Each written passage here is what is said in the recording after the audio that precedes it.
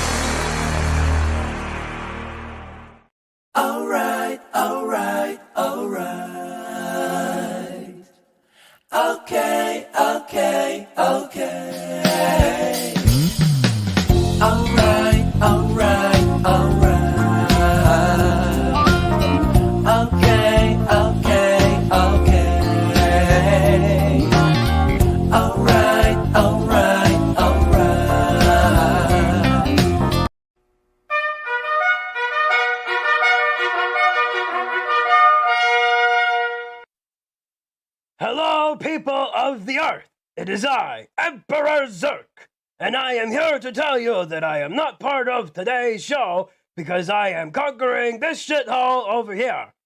Yeah, it's pretty shitty, so it's taken quite a bit of time. The Jeffs and I are pretty busy with all of this, so we've left it in the capable hands of CiderTalk. You know, because that's not confusing at all. So yeah, enjoy the show, and stay away from this shithole. I like you. Stay away. Bye.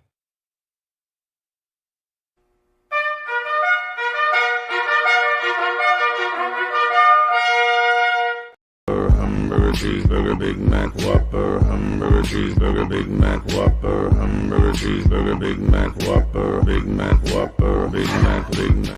Keep your mouth shut, kid. Never speak about me. Ever in your life. Watch yourself around me. Because you'll be out of here quick. Let me take my picture. Huh? Yeah. Shut your mouth. She's getting dead. She's so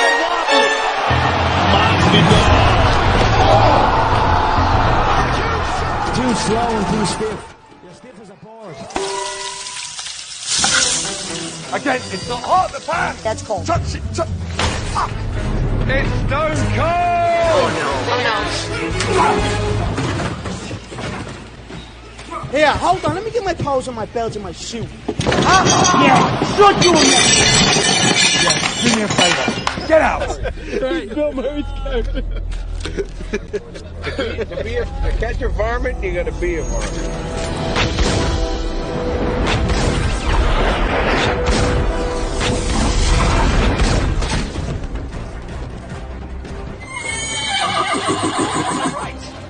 Right?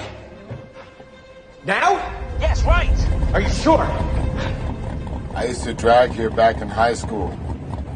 Conor McGregor. It's exactly a quarter mile away from here. On green, I'm going for it.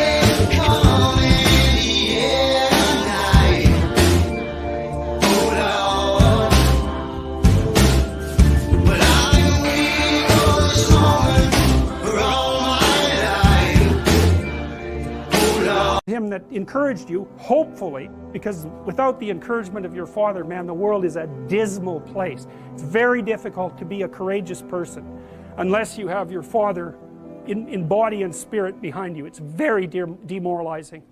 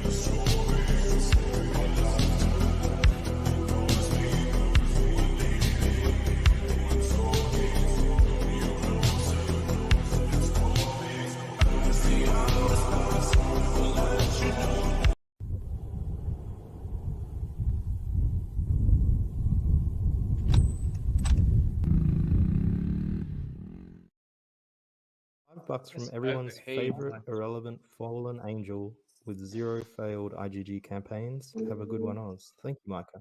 I appreciate it.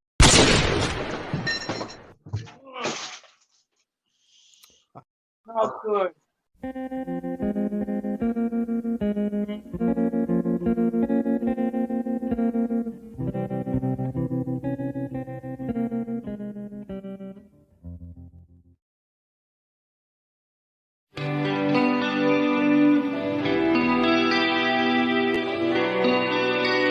Alright, that's enough intros. Let's get started with another intro.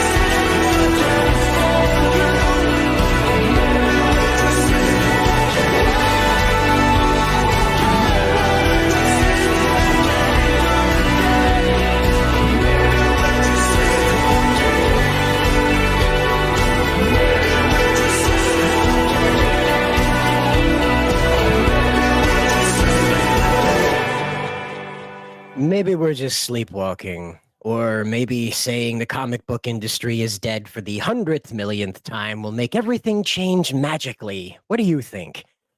I don't think so. However, Mark Millar has high hopes for his radical plan to save the comic book industry. Welcome to CiderTalk. I'm not going to be a good guy today because I don't agree with this plan because it stops a very necessary change. All right? I know everyone has talked about this to death, but I haven't heard anybody really poke Mark Millar in the eye about this. So I'm going to. All right? From Maine to Scotland, my index to your eye, sir.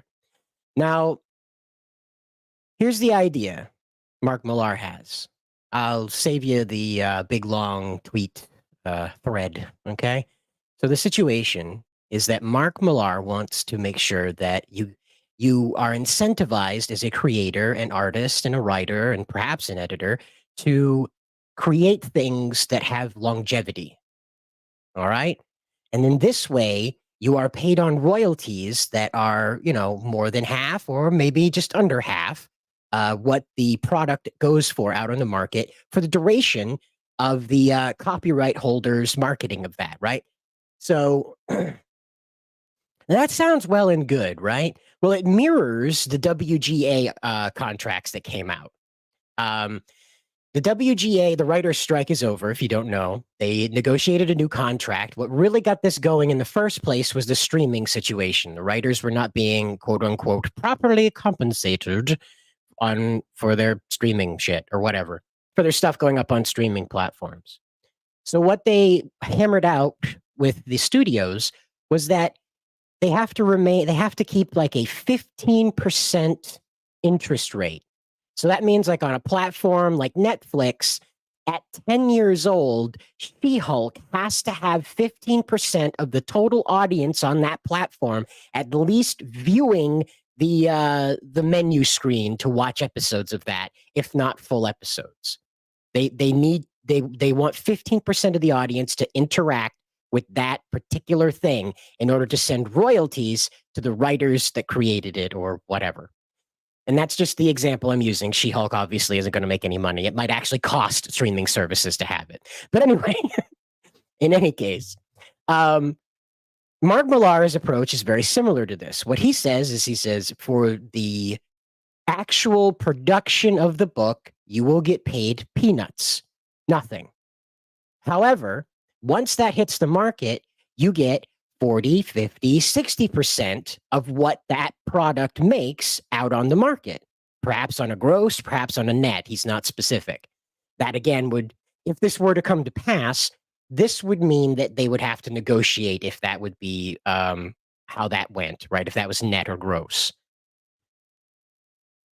So the situation that I find myself in about this is that I don't think the comic book industry, as it sits today, needs to be saved. I don't. I think a necessary change needs to happen, and the only way that's going to happen is if the old guard burns to the ground completely.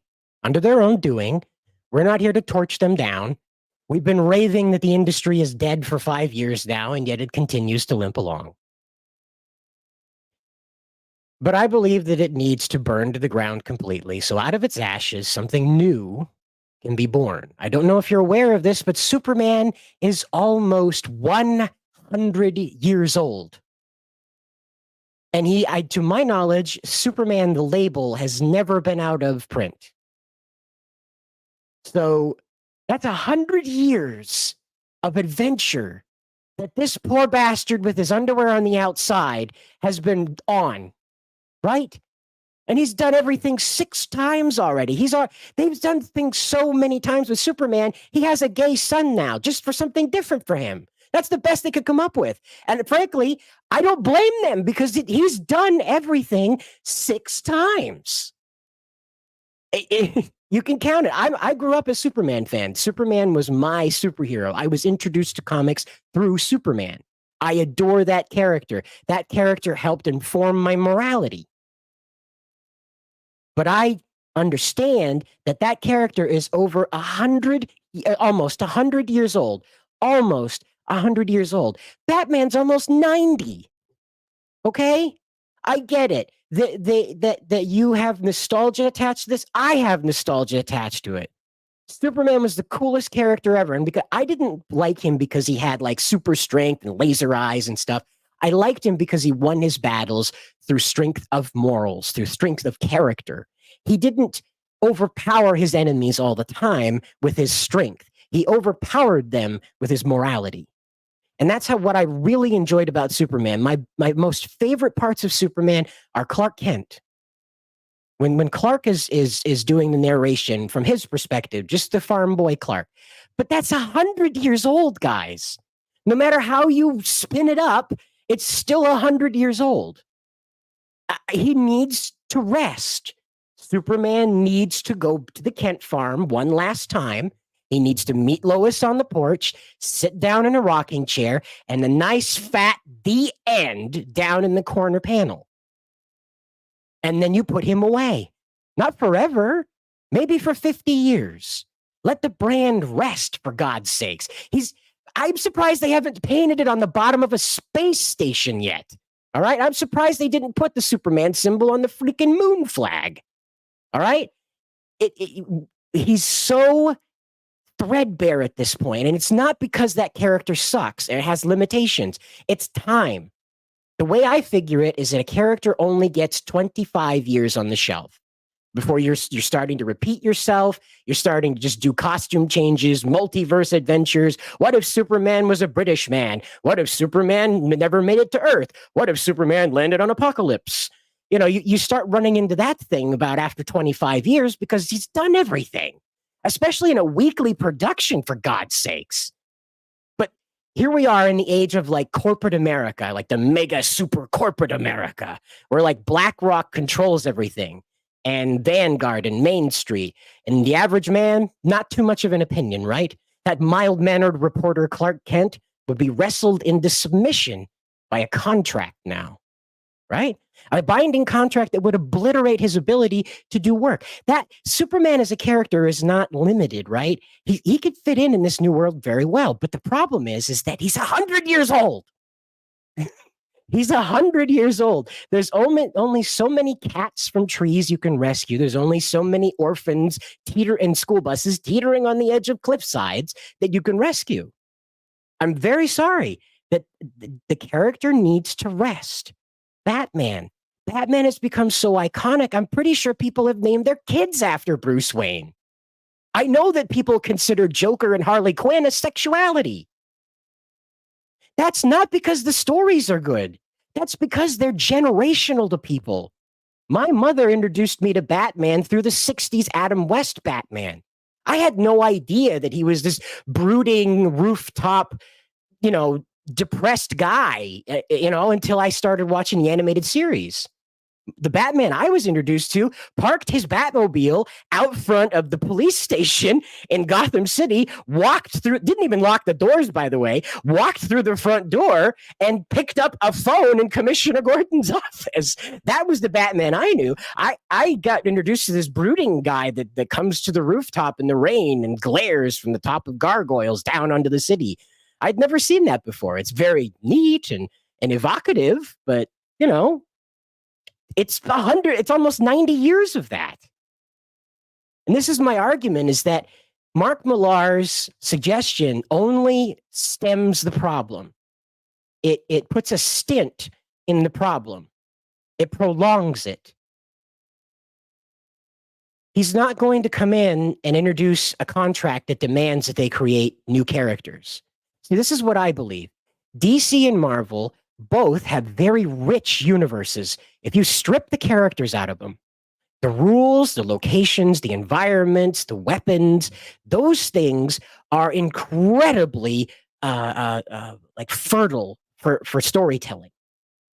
And you've got these characters that have been in there for 100 years in Superman's case, and all you have to do is just pluck him out of that. Bleep. You reset everything. They tried to in New 52, but they just weren't bold enough to move forward with a whole new superhero line. Do you remember? See, I don't mind Jaime Reyes, But Mark Millar's solution isn't going to fix the Jaime Reyes problem. Mark Millar's solution isn't going to fix the Miles Morales situation. It's just going to prolong it. It's going to make these characters rise to a level they don't belong and then completely fall out because let me explain this because we're having this problem too. There's a very good meme going around. Let's see if I can dig it up. I put it up on my Twitter. I've seen this. It's Miles Morales versus Batman Beyond. It's around here somewhere. Now, do you remember Batman Beyond? I remember Batman Beyond because it was made for my age group. So here it is. Here's a meme. All right. So we'll take a look at this. I want you to remember what you're looking at here. First and foremost, they have the same color scheme. All right. This is a meme, but they're both wearing their most popular costumes. All right. Black and red. Okay. First and foremost, with white eyes. Black and red with white eyes. Okay. Now, you can argue that that's just an edgy color thing, but I'll remind you that Terry predates Miles. Okay. And there's also very distinct differences between these two. Terry was an effort to evolve the Batman brand. But the corporation behind them at the time, and still owns them now perhaps, or influences them anyway, does not want to take a risk on a new name.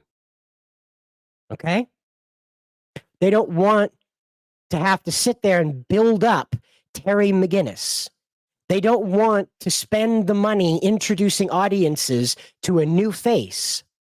What they like to do is they like to take the cowl and slap it on somebody else and slap Bat in front of their name and send them out there. Same thing with Spider-Man. Spider-Gwen, Spider-Miles, everybody's a Spider-Man. Everybody's a Spider-Person, Spider-Sonas. So here we have the virgin Miles Morales. And these are the greatest sins of Miles Morales, in my opinion. I didn't make this meme, it's genius, but these are the greatest sins of that character's creation.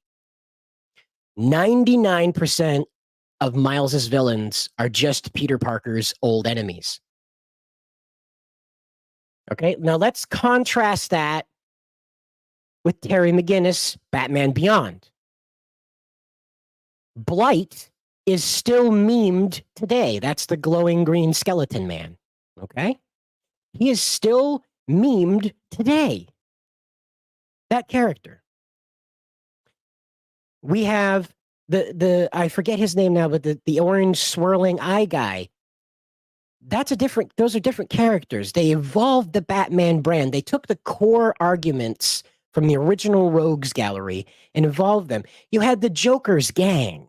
You had a whole generation of ne'er-do-well, dropout, thug, brain-dead losers who idolized the Joker because at one point he got one over on Batman, and that spoke to them, okay? They evolved the Batman brand. Miles Morales is not an evolution of the Spider-Man brand. I'll go on. They're from the same shitty city. Peter Parker and Miles Morales, they are the same time together even. So we are further confused on who this character is, why he is, and what he's doing alongside Peter Parker, calling himself Spider-Man as Peter Parker is Spider-Man to the world already. Not even Spider-Man Jr., not even Black Spider-Man, you know, Black Spider-Man. Anyway, and so Miles also needs Hollywood to stay relevant, okay? Now, let's flop over to Batman Beyond, all right? Had one TV show 24 years ago, as far as today, and is still widely beloved. Absolutely. Anytime you bring up Batman Beyond, everybody's got an opinion about it. There is something about the Batman Beyond brand that they liked. A character that was introduced. I think 10 was a great character, but I have a thing for girls who are broken, right? My love can fix her, you know? I was Terry. I believed that if I loved that girl hard enough, she would come out of crime, you know? She'd leave her royal flush gang family, right? So I was right there with Terry on that, right? Because he had a whole new attitude, right? He had a whole new rogues gallery to deal with. And on top of that, he had to deal with the fact that he wasn't broken like Bruce. He wasn't broken at the core. He'd only recently lost his father when he was a teenager. So that's still a blow, but not so hard as having your parents gunned down in an alleyway in front of you when you're a kid. So again, like they evolved what Batman is at its core. Didn't lose the 11 secret spices of Batman, if you will. Now we'll flop back over to Miles Morales. So there's argument about here. I've even got it right here in the chat that Miles Morales was created by Bendis because Donald Glover campaigned to be a new Spider-Man and didn't get it. This also corresponds with Barack Obama's re-election. So, you know, maybe both. I think the Trayvon Martin thing happened around this time too, didn't it? Or was it an anniversary of Trayvon? I'm not sure. There was a lot of effort to reach out to the African American community in the most empty, hollow, corporate way possible. Like they were not genuine in any way, shape, or form, trying to help bridge the gap, if you will. And that, because look at Miles, right? He'll forever be in the shadow of Peter Parker because they didn't make him different. They didn't evolve the Spider-Man brand. They just slapped a name on a guy and a spider on his chest and sent him out there. That's what you're looking at, is you're just looking at like, okay, what if Peter Parker was ethnic and more inner city? That'll appeal to the people that don't sunburn, right? If we just ethnic him up, right? And I hate that because that is the peak of racism. All right? That's the peak of racism. Is when you say this black character cannot stand on his own without taking the name, mantle, and purpose of a white character. No one in earnest wants to see the Black Panther with Ryan Gosling, right? It would be stupid. It would be funny. It'd be like one of those superhero movies from the mid-90s, right? Right? You remember superhero movie, the one with Drake Bell in it before he went all creepy. Too creepy anyway.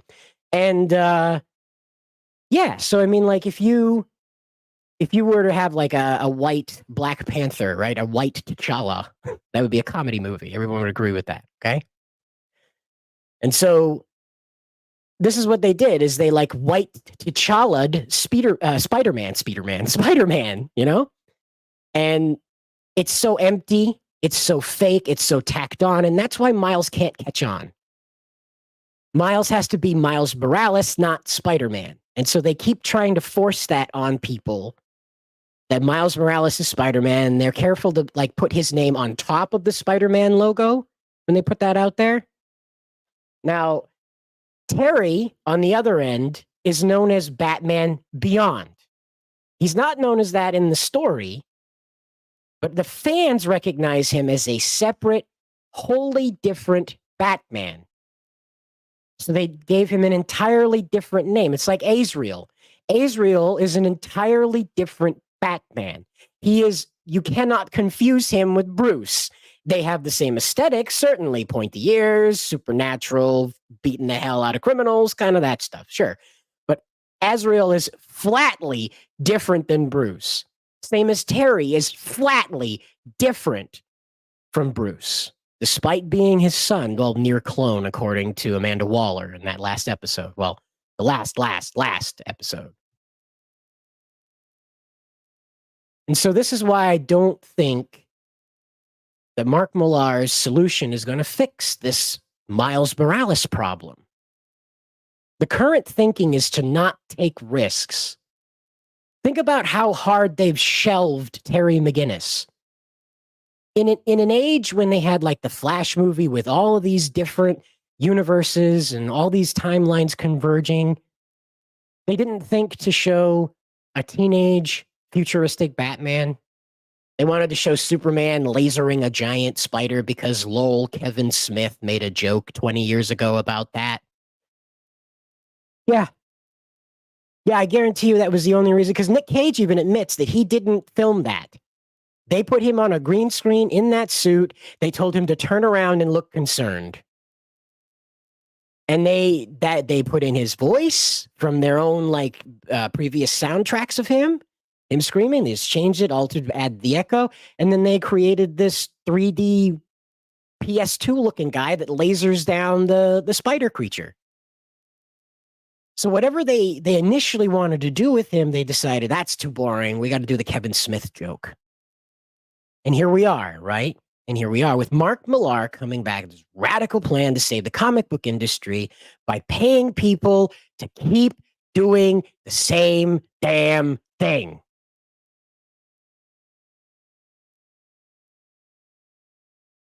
Think about it. They're not going to come back and introduce new heroes. If they do, there'll be another Batman, another Spider-Man, another Superman. The corporation that is the parent to this effort, DC, Warner Brothers Discovery, whoever's above them that owns the DC Comics brand at this point and commands it. That corporation does not want to take risks. It does not want to spend money introducing people to new characters. That costs them a lot of money. So what they want to do is they want to say, you know who Superman is. Well, now he's gay, but it's not Clark, everybody, so calm down. You know Bruce Wayne. Well, you know Batman. Well, now he's not Bruce Wayne. He's this... I forget his name. It's not Lucius Fox. It's another Fox, one of the other Fox brothers. Yeah, that's it. That's him now. That's in that Future's End Batman. Yeah, and that's what they do. Is they just refuse to evolve and change because it forces them to spend the money, to spend the hours, to take the risk. Like, look, Static Shock. I'll give you another example. Do you remember Static Shock? Like, come on. Virgil Hawkins was cool as shit growing up. That was the jam. Like, I wanted to come home from school and watch that shit. And I didn't even get WB. Like, I had to watch it all fuzzy on the what the fuck, on the rabbit ears, you know? You remember Static Shock. This was awesome. This was great. Now, granted, this was from DC's purchase of Milestone Comics that granted them access to the Codeverse. So there's a little licensing hiccups here and there, I guess, on who gets the rights to make Static Shock motion picture and cartoons. I think that's what I understand about this, is that there's a licensing issue with Static. Now, again, that means that they don't want to take a risk, because I'll remind you that for the Incredible Hulk brand, Universal still owns distribution rights, but Marvel doesn't have a problem dragging Hulk into that. Same with Sony owning Spider-Man. Marvel doesn't have a problem dragging Spider-Man into that. Why? Because they understand that that's a low risk. There's going to be people that recognize the Hulk. There's going to be people that recognize Spider-Man. So they can pay that licensing fee to Universal. They can pay that licensing fee to Sony and still make more money on top of paying those licensing, right? So they're not losing cash on it. And this is their thinking. So when Mark Millar tells you he's going to fix comics by bringing people in and incentivizing them to create epic stories, what that means is that more of the same. Will it be woke? No. But I'll remind you, Superman is 100 years old, almost 100, and Batman is almost 90. They have done everything, to the point where they're making their children gay in order to give them something to talk about in the comics. Now, I know that that's not creative, that's not smart, that's not even, appropriate really for children's media. But that's all these uncreative dolts can come up with, because when they go back through the Wikipedia page where they're drawing all their information from, they're seeing that every idea they've had has been done 6 times already by better people. KSSS says it's not so little. Again, they don't want to pay creators a share. Again, like it's the share isn't the problem. The pay is the problem. It's great. We want everybody to get paid appropriately. We want everybody to have control of their properties they create if they can. If not, they should get royalties for that. That's cool. But what I'm trying to underline here is that nothing is going to change. You're just going to go back to those rootin' tootin' 2002 to 2006 kind of atmosphere of comics. If that was your jam, congratulations, you'll be going back there. There'll probably be less like Convergence, Crisis, this guy kills the Marvel Universe comics, because again, those are like, what are we going to do this week, guys? Well, I guess this asshole's going to kill the whole entire universe. All right. And then that's what they do because, whatever. Mark Millar's plan incentivizes people incentivizes these creators to create lasting stories, right? And so that's really my problem, is that we're not going to get anything new. You're going to get Superman's 11th adventure to ancient Krypton, where he discovers that his ancestors were really cooler than they even were before. And then Batman's going to travel through time again, or he's going to shrink down to a teeny tiny submarine and cure cancer. And they'll be great. They'll be great stories. But these characters are almost 100 years old, dude. And this is why I have a problem with it. It's me. I know I'm all on my own on this one. And I said I was going to repeat myself a lot when I started this. But that's where I'm at, is that Mark Millar's plan does not incentivize new ideas. What it incentivizes is corporate security. And we see the fruits of that now. Disney has fought tooth and nail to extend copyright law to its absolute end. And now they find themselves in court battling family of these creators for control of the IPs that they legally should have lost control of decades ago. So again, we're not going to be getting new heroes and new adventures. You're just going to find more epic stuff that worked in the 60s. True believers, we're bringing it back. See, Dan DiDio let off a little secret here, a little accidental secret when he was at Comic-Con a few years ago, and admitted that nobody wanted the new stuff. Everybody wanted reprints of the old trades. That's what sold. That's what kept the lights on at DC, were the old stuff.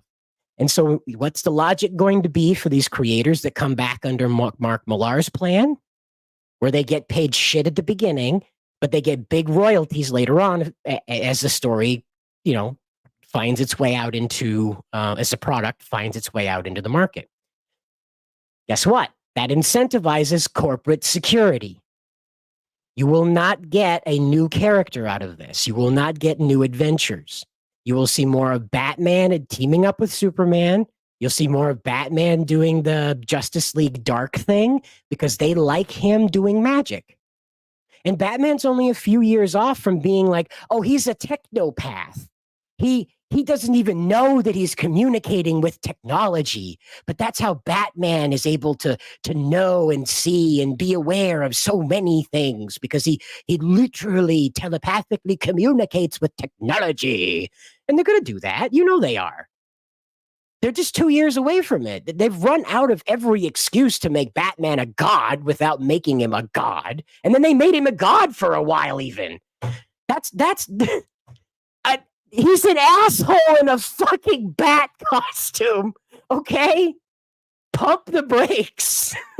They did. They made him a god. They stuck him on the Mobius chair and made him a god.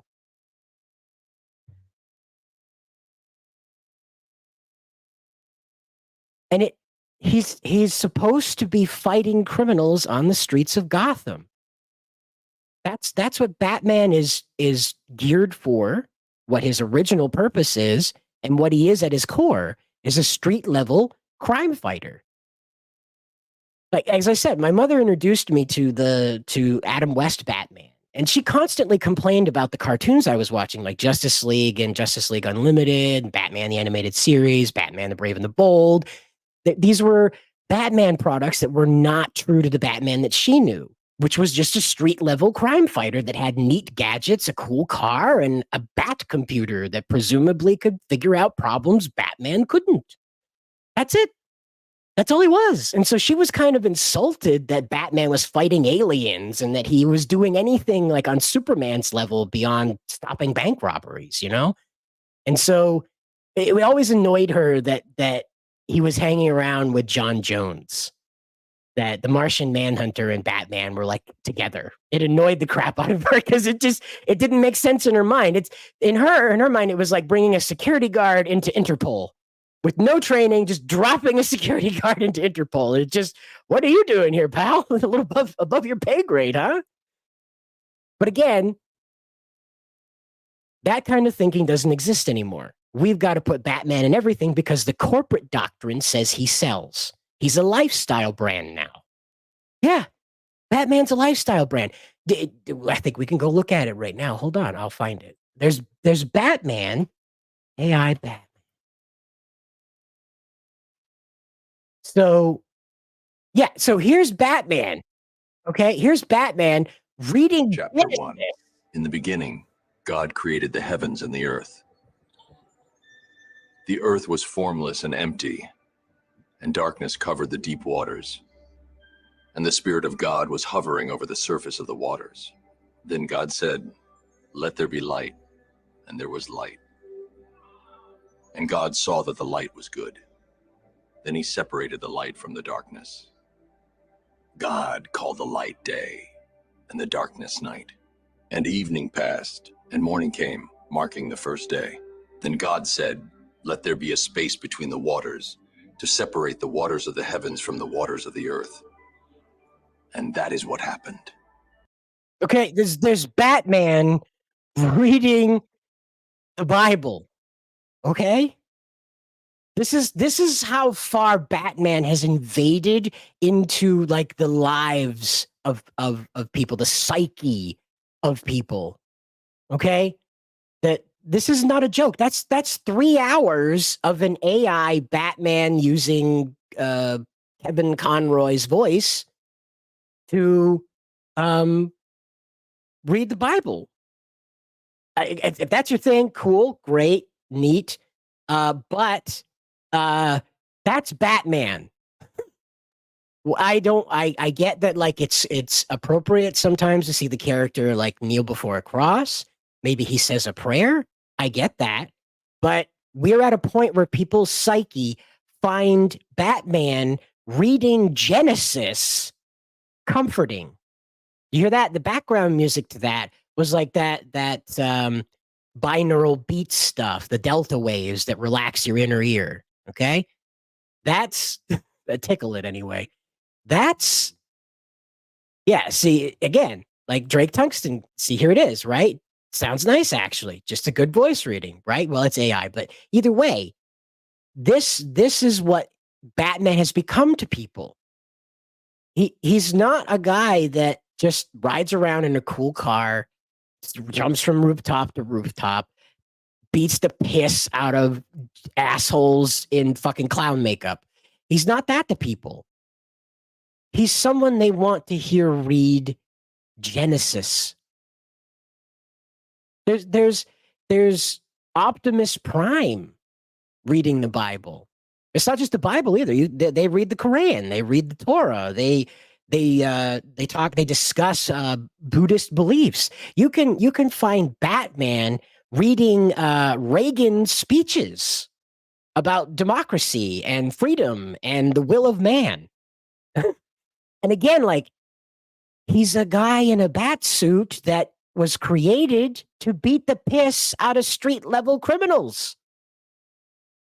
Okay? And I'm not shitting on Batman. We're at a point now where this character needs to come back, like needs to be put away in a vault for about 50 years. Let him calm down out of people's minds. Like, again, like, Batman shouldn't be who your brain thinks of as someone who comforts you reading Genesis, okay? You should read Genesis and hear whatever you think Jesus's voice is. Or God's voice, whatever you prefer on that. But this, again, my point about this is that these brands have become so massive, the corporations do not want to deviate from them. That's why Batman is in everything. That's why you see so many Batman comics coming out all the time. It's not because everybody who works at DC is like, oh, yeah, I'm Batman. Give me a Batman book. Yeah, Mr. Editor, I'm your Batman, man. No, it's not. It's the fact that Batman is the only thing the mother corporation to DC wants to take a big risk on right now. That's why they stuffed 3 of them into a freaking Flash movie. Because they figured that the populace that would ordinarily turn out for the Flash was going to be turned off for Ezra Miller's stuff. So they filmed a bunch of post-credit crap, stuffed a bunch of Batman into it, a bunch of not even, there's like 2 Superman cameos, and one of them was George Reeves in some weird PS2 graphics spinning around like he was T-posing. Anyway, the solution that Mark Millar presents is to further this infection of these brands. Again, like Batman should not be a figure that you're relating to religion. He is a guy that pounds the piss out of criminals in the night, superstitious criminals in the night. That's what he does. 2 hammers of justice, the hammers of justice, Lefty and there's Mr. Lefty and his wife Elaine. You remember that from Chowder? I love that. This is Mr. Fisty and his wife Elaine, and Elaine hits harder. But the thing that like Bats is a lifelong Batman fan, and he loves this character. I know. I've seen it. I've seen him with birthday pictures from when he was an itty bitty Bats. He's very much into Batman, still today into Batman. I'm not trying to punish fans of this. I'm pointing out that Mark Millar's situation will not solve the problem we're facing right now. It will inflame it by giving people the opportunity, by giving creators the opportunity to make money off of this corporate cocoon that they've created around these brands. As I said earlier, these guys like Disney fought tooth and nail to extend copyright law for as long as they could because corporations don't like risk. Again, like I said, I was going to repeat myself. Corporations don't like risk. So Mark Millar's situation is basically going to take top-tier creators and chain them to 100-year-old IPs that are only going to move T-shirts, really. Because at this point, the comic book industry's distribution method isn't capable of keeping up with the demand that these paychecks are going to require to keep these people around. You'll see more crowd-funded DC comics at this point, really, in order for the distribution model to be able to feed these paychecks that they're promising. So again, that's going to compound on the corporate cocoon, which means you're not going to even get like a inventive Batman story. You're going to get the most crowd-tested, sensitivity-tested, SJW-friendly version of it they can squeeze out while still holding fans like Bats for like the fight scenes and the Nito what is it? Cowl, right? I was going to say helmet because I'm used to Power Rangers. The Nito cowl removal, where he pulls back the cowl and you're like, oh my gosh, it's Bruce Wayne. I knew that 90 years ago, but somehow it's surprising this time again. And that's what they do, is they know what'll hook the Batman fans, or they presume that they do. And so they sprinkle that in enough into the movie to keep you guys in the seats while ramming it full of all this stuff that they believe will attract these outsider audiences who ordinarily wouldn't sit down for a Batman movie, despite it being 90 years old. And this is where the video game thing comes in, right? Now, if you're not aware, Nintendo has released yet another Mario Brothers game, right? Super Mario Brothers Wonder. You turn into an elephant in that. I don't know why. They don't really explain why. You just turn into an elephant, okay?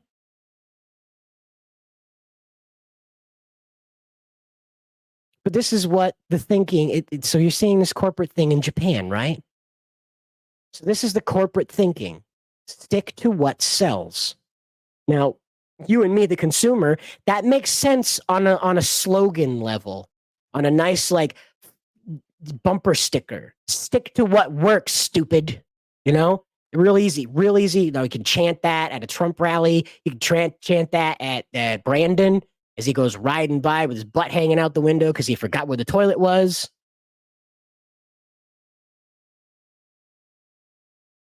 But it's not going to fix the problem. Alpha Eagle says, Cider, you have a point.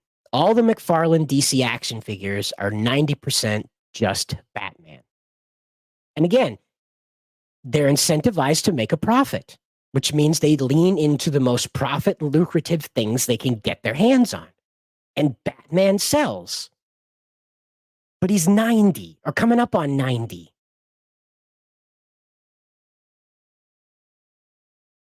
Your friend Bats says, until comics are back in supermarkets and 7-Elevens, comics will never make money. Comics need to be cheap and an impulse buy. And it's true. And furthermore, like, I get it. Batman looks cool on a cover. Superman looks cool on a cover. On down the line, right? Any hero, Spider-Man, Daredevil, on the line. You can make them look cool, really easy. But again, these brands are older than the people working on them. And as I said earlier, superheroes in particular only have about a 25-year shelf life if you're going for a weekly release. About after 25 years, the character is repeating stuff and you're doing costume swaps to try and keep it original or doing multiverse adventures. Like, what if Superman was British? What if he landed on Apocalypse? That kind of thing. And just knocked over shit. Cool. But that's what is incentivized here, is the further pollution of these brands, trying to rake as much profit out of them rather than like I showed you earlier with the Batman Beyond thing, this thing, evolve the brand. They refuse to evolve the brand. They've put Terry McGinnis behind a wall. I mean, I don't even know what the hell happened to Connor Kent. Do you? Like, the last time I tuned in, he was showing up and like, hi, John Kent, I'm the Superboy before you. And it was like, whoa, I'm out, done. He had his Tron suit back then, right? You remember the Superboy Tron suit with Connor Kent? Like that. They have so many Superboys and Supermen now, you don't know who you're dealing with at all. So that's not going to work in this sense as we keep evolving the brand, right? So the Batman Beyond theory isn't going to work here because, again, you're just slapping a new paint job on the brand. You've got to bore something new. You got to put your heads together. You got to strip the DC universe out of all the characters it has. You got to strip the Marvel universe, everybody out, all of it, and keep the environment, keep the rules, keep the setting, and populate it with new characters. There's nothing wrong with Gotham. There's nothing wrong with the rules that are intrinsic to Gotham. As a writer and an artist, you can have a field day in there with any story you want to tell. Same thing with Metropolis. That's just a day filter. It's like day mode on YouTube. It's night mode and day mode on YouTube, really. And you can have a field day with whatever strange and different and Art Deco-y technology that Metropolis has going on. Like, I like the Skyway train things from the animated series where Metropolis had those trains that traveled between buildings. That was neat as shit. Again, like, nothing to do with Superman. Like, he maybe stopped it from falling off and killing a bunch of people twice, maybe, because the track got broke or whatever. But again, like, you can build whole new stories inside of these environments just based on the environment itself. You don't need an invincible man from Krypton to make Metropolis interesting. You really don't. You don't need a guy in a bat costume and a V10 hot rod to make Gotham interesting. And that's what I want to impress upon, like, people that think that Mark Millar's proposal is going to fix anything. Is at its core, it's not. It's not designed to fix the core issue with comics. It's designed to fix the talent problem with comics. And so that's why I don't think it'll work. I think you're going to end up pulling in people, you're going to chain them to an IP, and then they're not going to be able, you're going to put non-competition clauses on them, obviously, because if you're going to let them go out and make these epic stories, you're going to want to make sure that they aren't doing it for themselves later on. So they're going to get locked into non-competition clauses. And the argument's going to be like, well, we're paying you 60% of the Green Lantern sales. The least you could do is sign a non-competition clause. And that's what they're going to do to them. So we're not going to fix the problem by paying them more to create better stuff. We need to get them to create new stuff.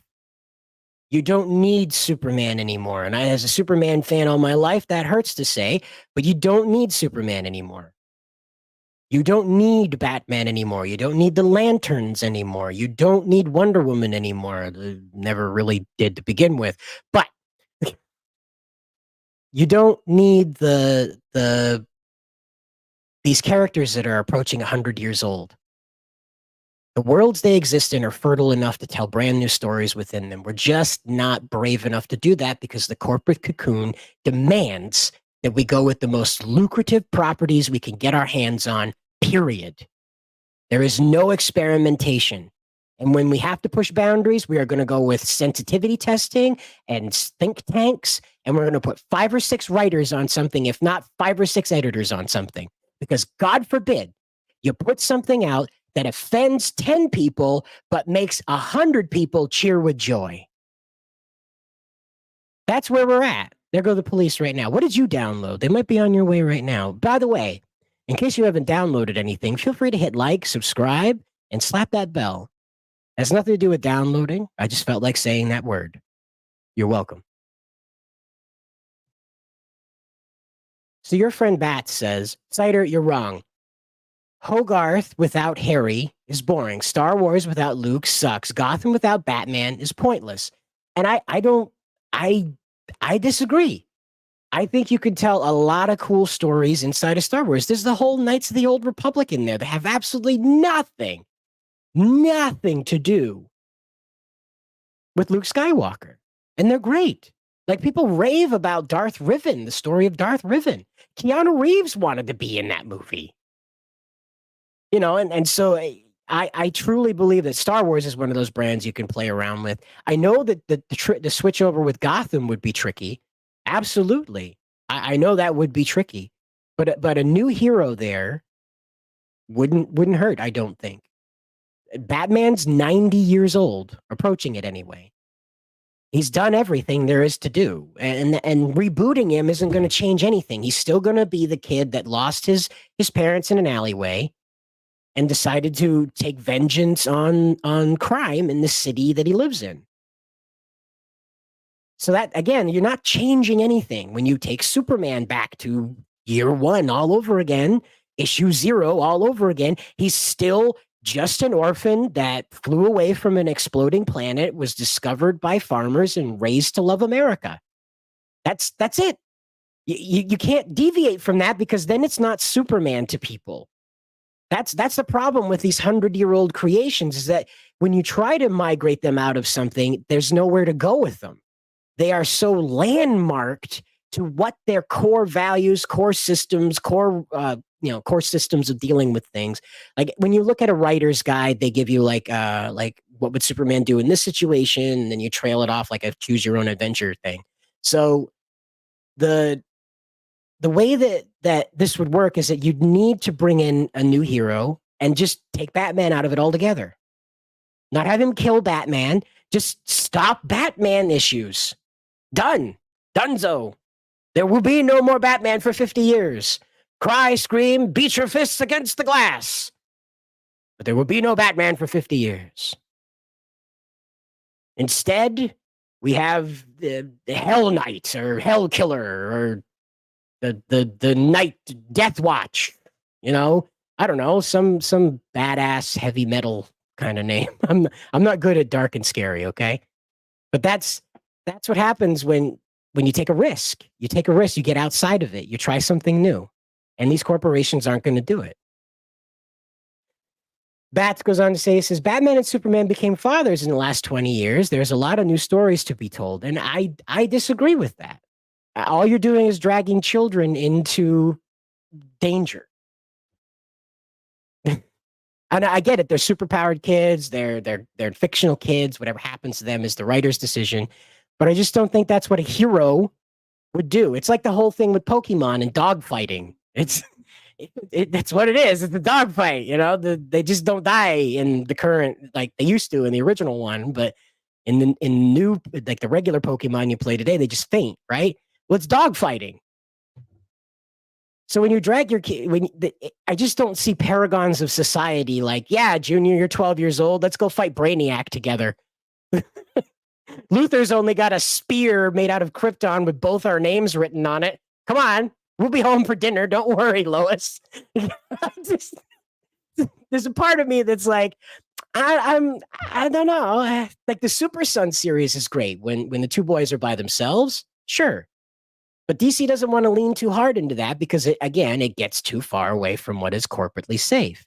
Damian and John are fun together, but they're a risk because they're not Clark and Bruce. That's why they walled off Terry. That's why they walled off Virgil. Static Shock. They're a risk. They're great. They're fun. Everybody liked them. 24 years later, we're still talking about them, but we can't have them because they're a risk. There's like 100 people out there that haven't heard of him. I know there's a lot more than that, but there's like 100 people that haven't heard about him, but they've heard about Batman and they've heard about Superman. So we're going to make the 10,000th Superman Batman adventure. And guess what? This time they're going to punch the bad guy extra super duper hard. And it's Superman's almost 100 years old. Batman's almost 90. Let him rest.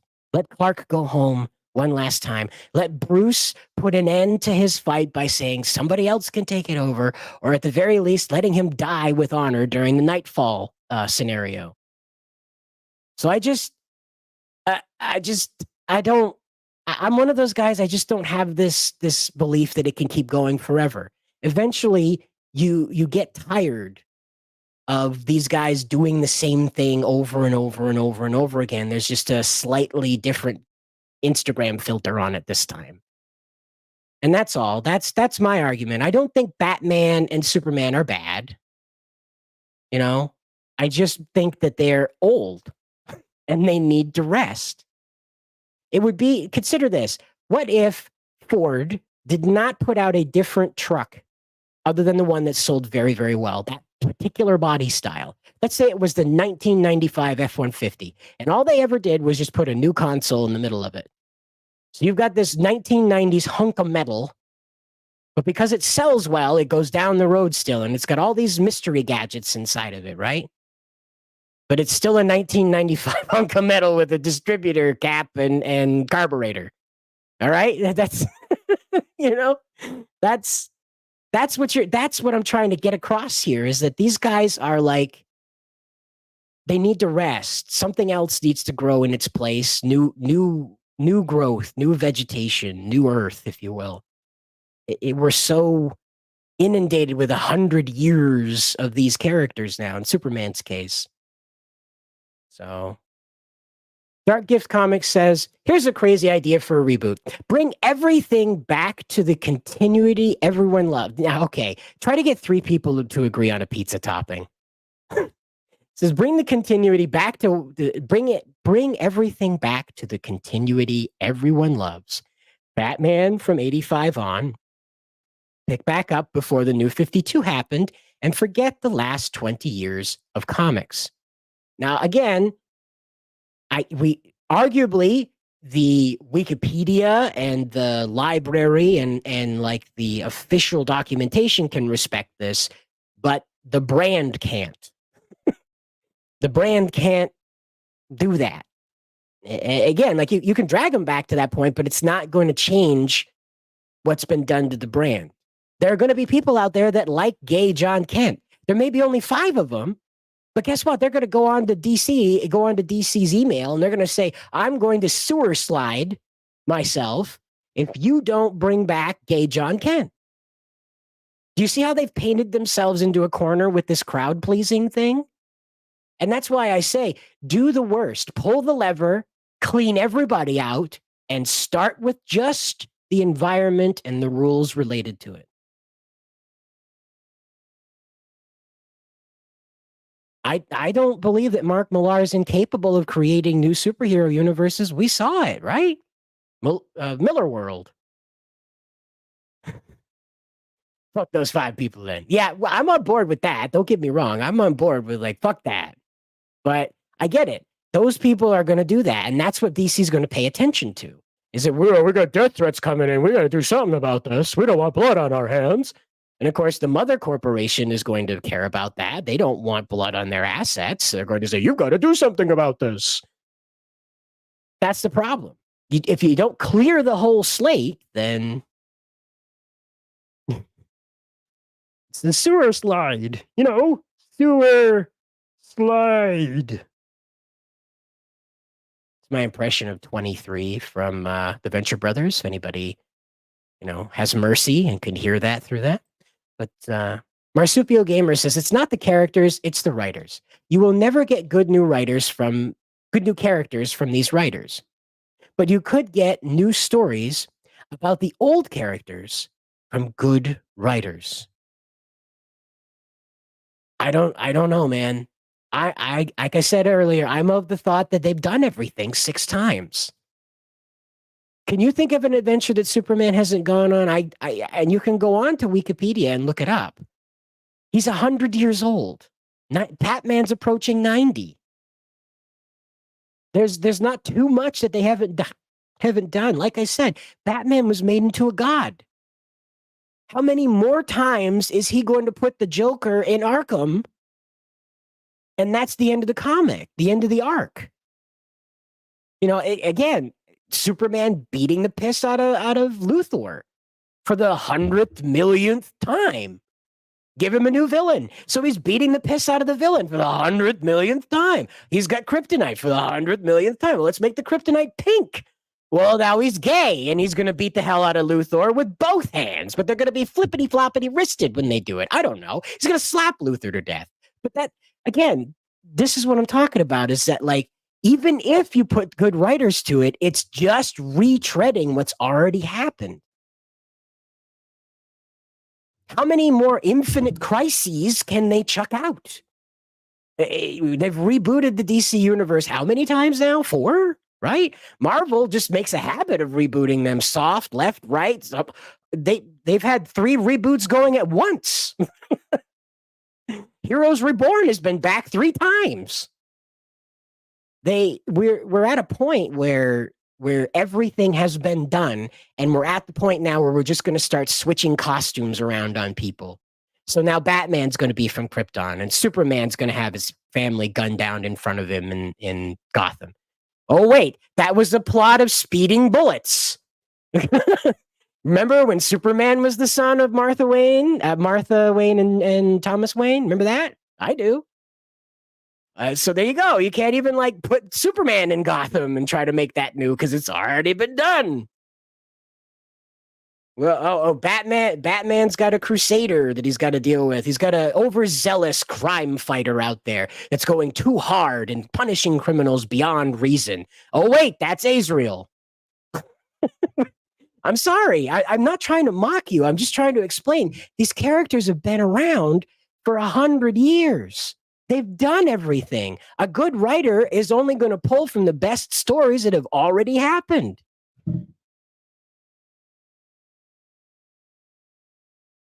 So Marsupio Gamer comes in and says, how does a new character change that? If Superman has done everything, then whatever a new character done has been done by Superman. Correct. But what makes a difference is their experience. People go on a roller coaster after their friend goes, right? They hear about the roller coaster from their friend, and they go, wow, that's really cool. That's really awesome. I got to go get on that roller coaster, right? Now, let's say that they create a new character, and he's Super Duper Man, and he's not from Krypton. He's not related to anything. He's not even a Superman. Let's call him Captain Lightshield, all right? And that's a lame name, but whatever. So Captain Lightshield, okay? And his mission is that he needs to stop a rich billionaire. And you're like, oh, I've heard this before, right? Yeah, you have. But for Lightshield, he's not from a planet, a dead planet. He's not from Kansas. He's not from the Bronx, like John Henry Irons or whatever the Bronx were in Metropolis. he's a new hero doing this. And this is me just pulling this out of my ass, all right? I'm just sitting here pulling this out of my ass. I didn't prepare any character sheets or plot lines or anything. I saw this article and I was like, I know what's going to happen. So here I am trying to make the case to you. So again, I'm not trying to shit on you or spit in your face about this. I'm just trying to explain that, yes, it will change it. It's the same reason why the Trials of Hercules are pretty much the early adventures of Superman. They're just happening in a city as opposed to the Greek environment. Superman is based on Hercules. And again, like a lot of the Greek myth found its way into superheroes. In fact, I would consider superheroes today to be like Greek gods. They're fabled heroes that do these amazing things. They kind of obey the same type of storytelling that the Greeks were doing back in the age of the Olympian gods. And so that's, again, it's not that the story has to be new in its entirety. It's that the character going through it is going to reshape that story. Captain Lightshield is not going to be from Kansas, so he's not going to have that farm boy value. So whatever he does about this billionaire that's hurting people in the city is going to be different than how Superman would execute it. And that's the case that I'm making. I'm just trying to say that Mark Millar's situation is going to prolong the problem that we have where there's nothing new. It's just the same thing again with a different costume.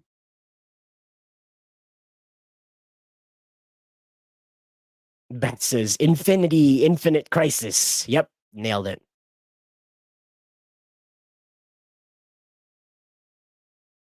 So Henry Throne says, isn't that just swapping characters around, like Batman being from Krypton and just different names?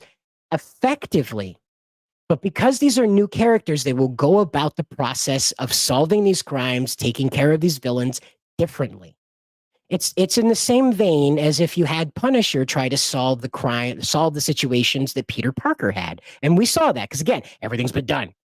So if you take, again, we're not reinventing the wheel. All we're doing is we're trying to put spinner rims on that bitch. That's all we're trying to do here. And instead of just polishing up the wheel that we have, the stone wheel that we're working with, okay? We're trying to put some low profiles on this bitch and some spinner rims. And that's all I'm trying to say is that, again, like, yes, Captain Lightshield fighting a billionaire in a city is very reminiscent of Superman. But Captain Lightshield would not be Superman. Again, I just pulled this name out of my ass. It's not anything I worked on. It's just right here. So that character would execute the process of solving. That's like take for instance, a Samaritan story. Samaritan is not a new concept. He's a couple of concepts rammed together in a Gotham-like city. There's not too much different between how Nolan presented Gotham and how the city I forgot its name, in Samaritan is presented. And again, like, that's a new hero. That's not a hero from 100 years ago. That's not a hero from, it could be a name from back then, but the character's identity, the character's purpose, and the character's execution has been changed enough, right? So like it's one of those old ones. And so this is the thing, is that you're seeing the emergence of new superheroes, but they're being brought out by like indie film studios, indie comics, if you will. And this stuff, again, like, it's the way to go. You see how people get excited about Cyberfrog, how they get excited about Inglorious Rex, how they get excited about the Wraith of God. These are new characters. They are not doing new things in particular. Cyberfrog fighting an invasionary force and them winning, that's not revolutionary, but Cyberfrog's journey is new. It's different because it's Cyberfrog going on that journey. The same thing with Inglorious Rex. Pit fighting monsters, not new. But because the main, I forgot his name, the main character in Inglorious Rex, that character going through it is going to shape the story differently than how it was executed previously. That's all I'm saying, is that if you strip out the characters from the universe and repopulate it with new characters, you've got, I would guarantee, a very safe forward future with the brand. Bad says, read Nemesis Reload. Okay, I'll commit that to memory. Henry Throne says, I have an idea that I don't believe has been done. I'm thinking Transformers comic where the Autobots and Decepticons are angels that are crossed over into our world and reside in mechanical bodies. I don't see a problem with that. I think that's great.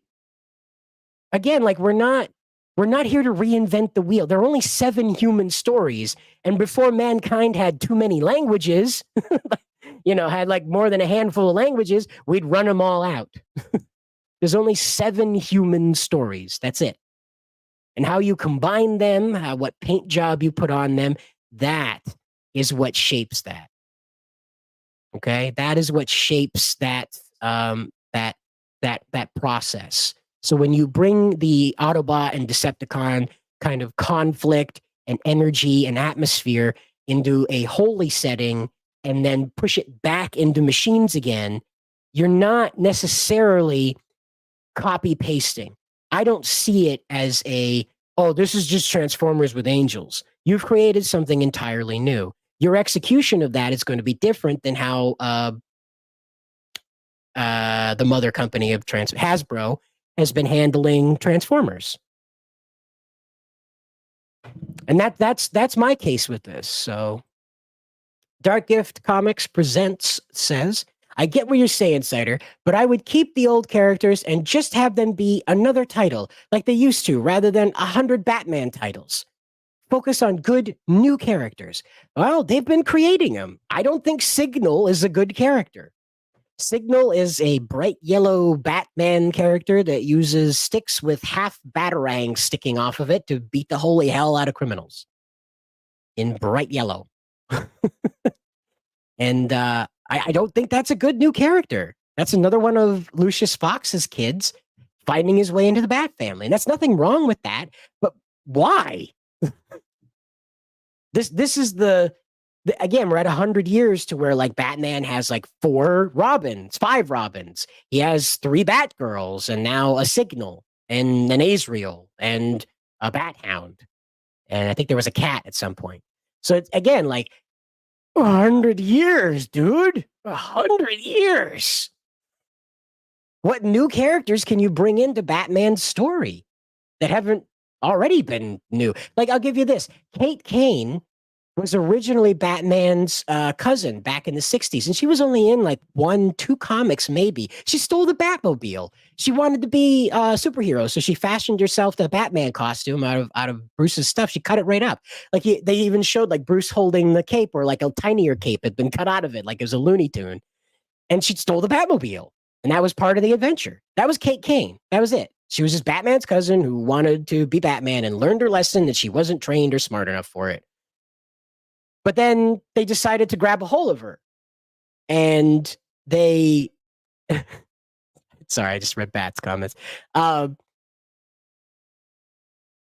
they, again, like this is a new character coming into this with Kate Kane was the Batwoman. And what did they do with her? They're like, oh, let's make her gay. That'll make her different. And this was before the woke stuff really permeated. I think I was in high school when this came out. It was like 2006, 2007, when they brought Kate Kane back and made a big deal about her being gay, right? That was like back then, right? But again, like, what are they going to add to Batman's 100-year-old story? It's not like America where you build a rocket, you go to the moon, stick a flag in it, there's new America. It's not how it works. Okay, so Signal isn't a fox. That's my bad. I thought he was Lucius's son. One of them, because Batwing was Lucius's son, right? I figured he gave up the Batwing title because that was the name of a plane and became Signal. I figured that's what happened with him. So Henry Thrun says, at some point, Bruce Wayne has got to be too old. Eventually, he'll have grandkids in the Bat family. Yeah, Damian's eventually going to grow up. What are we going to do with Bruce? We've already had Battle for the Cowl, where we saw a future Batman where Damian's just hellacious tyrant that's murdering people just for being. Even's got a neat little gas masky thing. Changes his voice and makes him all demonic and super spooky. And again, like, what are we doing there? Oh no, evil Batman, evil-ish Batman. We'll make the 14th evil Superman. That'll get him. They'll fly off the shelves with the 14th evil Superman. You wait. And that's the thing, is that you've compiled so much story in on these characters that they can't move. It's like in Skyrim when you pile too much shit on yourself and you can't fast travel. Dungeon Master Blaster says superhero cave stuff is completely over. It's exhausted itself completely many years ago. See, I don't think that's true, but I think here's my belief. Comics, the American format, has to die. I'm a bad guy. I told you at the beginning of this, I'm a bad guy. The American format has to die. A fusion of this action-driven stuff with manga, this character action-driven manga with the moral-driven story of Western comics. This is a difference that I've noticed as I've studied this stuff. You have the Japanese who are very character-driven in their creations. The characters, this is why Goku is on like almost 30 years of stories. Now he's being regressed into a kid and nobody's blinking about that, right? Because it's all Goku continuing his adventure. He doesn't get reset or set on a different adventure or under a different title. He's got a squiggly dick, one of those weird duck dicks that's the spring or something. I don't know. So that's what's going on with like how the Japanese do it with manga, or manga if you prefer, manga if you're of a certain southern hemisphere. But the fusion of that would be born out of the destruction of what current comics is. The moral-driven story that superheroes have is very powerful. It's very propagandizing as well, and that's chiefly why it became such a mainstay in comics as in an American expression. Because again, the government was piling a bunch of money into comics and entertainment during the 60s and 70s and 80s to compete with the Soviet Union's message and to send out a brighter, better American message, pro-democracy message. So when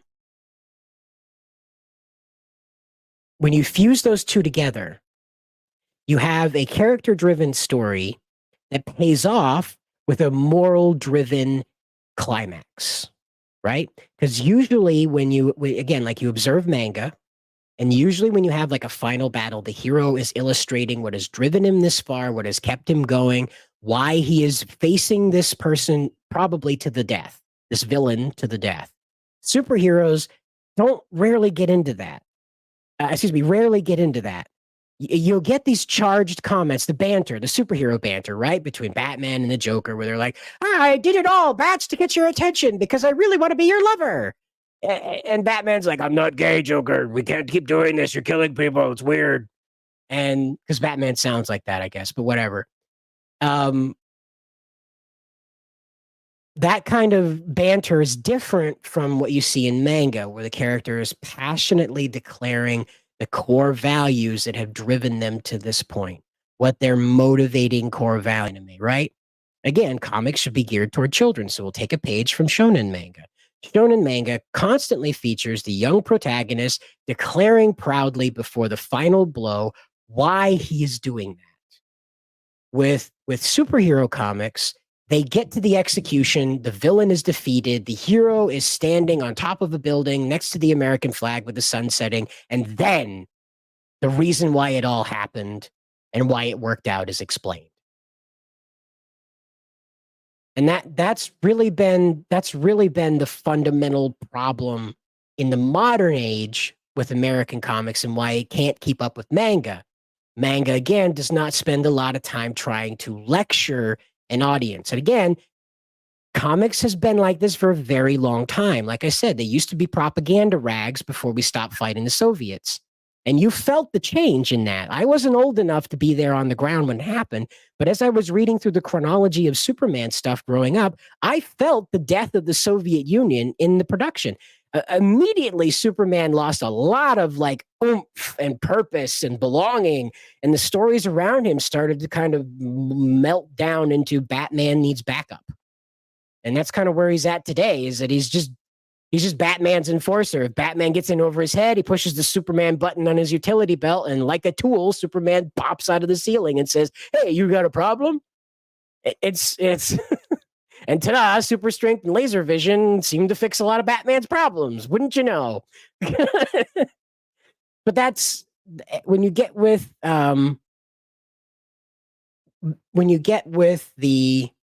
manga vibe, which is the character driven, right? Now, Marsupial Gamer underlines my point on this. When you get into manga driven with the manga stories and how they're character driven, it doesn't matter where you take the hero. This is why One Piece has survived so long and why it's so popular that it's getting a Netflix series, even though it's older than most of the people who watch it, for instance. You know? And so that's the character driven model that American comics does not embrace. American comics embraces the moral driven superhero, a moral driven story where the hero is the pinnacle of that morality to be executed. Now, it could be a morality like what we got with Watchmen, where the world is corrupt and there is no justice, and people must cling on to the very short moments of happiness that they have in a world of brutality and chaos, right? And what were the heroes in that? They were the typifying avatars of that belief, right? Then you got Bruce Wayne at a time. And Bruce Wayne's morality of being a no nonsense, crime doesn't pay, I will not tolerate bad behavior, is what typifies his behavior through time. Rather than having an adventure, Batman is enforcing his morality wherever he goes. It looks cool, right? It looks cool. You got Batman as a pirate, Batman as a caveman, but at the same time, he's just fighting crime.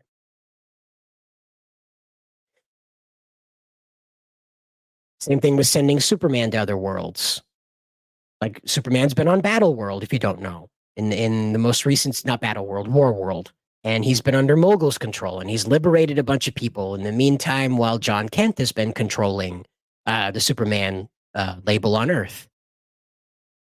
And so you're at a point in that story where Superman being reduced to like Conan the Barbarian kind of stuff in the pit fighting situation, gladiatorial fighting, it's still not gripping. It's still not interesting because Superman is again enforcing his morality.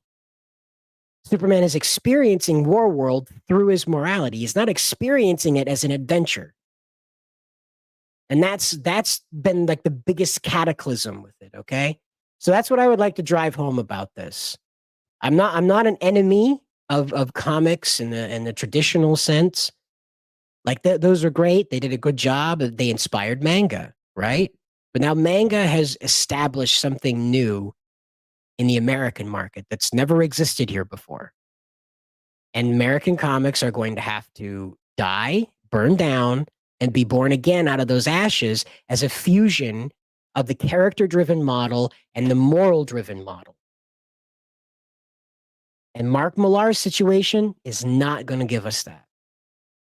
Sorry. That's the reality we're looking at.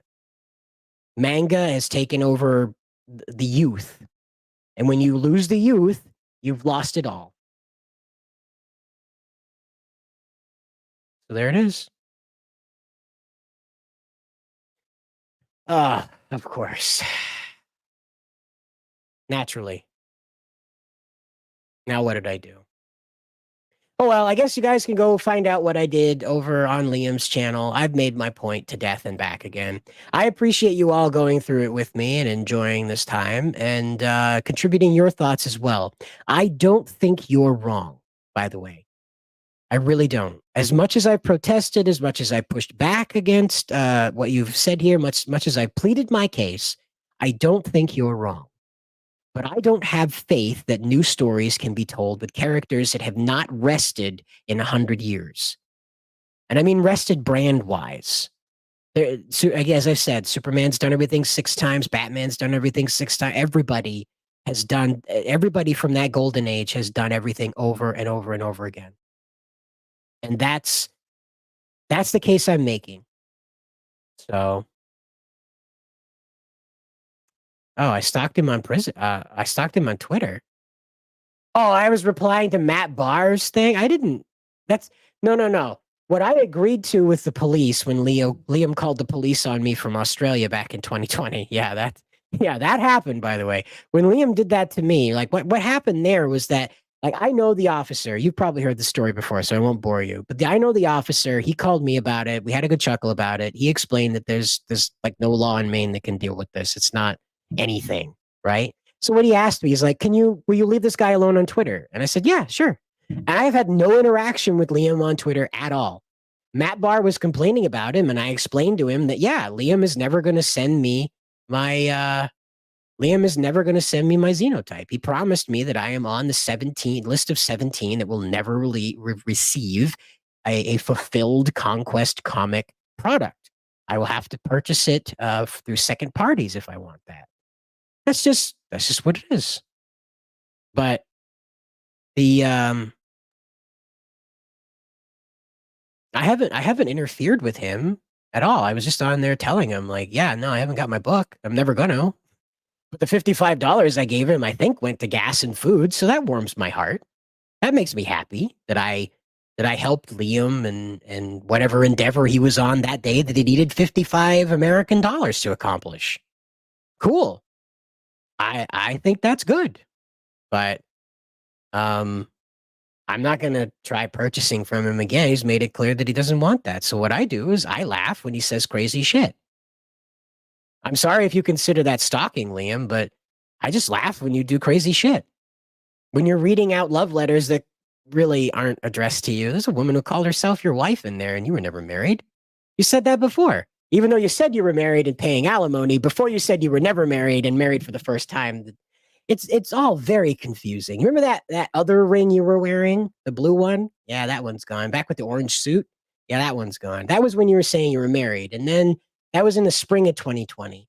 And then in the June of 2020, you were divorced and paying alimony in October of 2020. And in December, you were engaged. And in 2021, you were married again. It's very strange. But no, I learned that a long time ago. That live e-fapping will get your channel reported on Liam, and I don't need to get hit with stalking and harassment and all that jazz, because you know how strike happy he is. I'll save it for the dank stream when I can laugh in front of 200 people about the situation, you know? That's what I do, is I just laugh about it. I've routinely said this about Liam, and I'll say it again right now.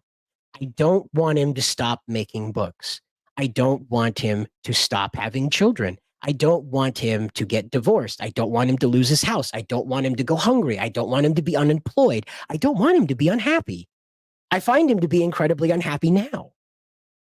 So what I do is I just laugh at the dumb bullshit he invents to try and make himself bigger than he is. That's all I do.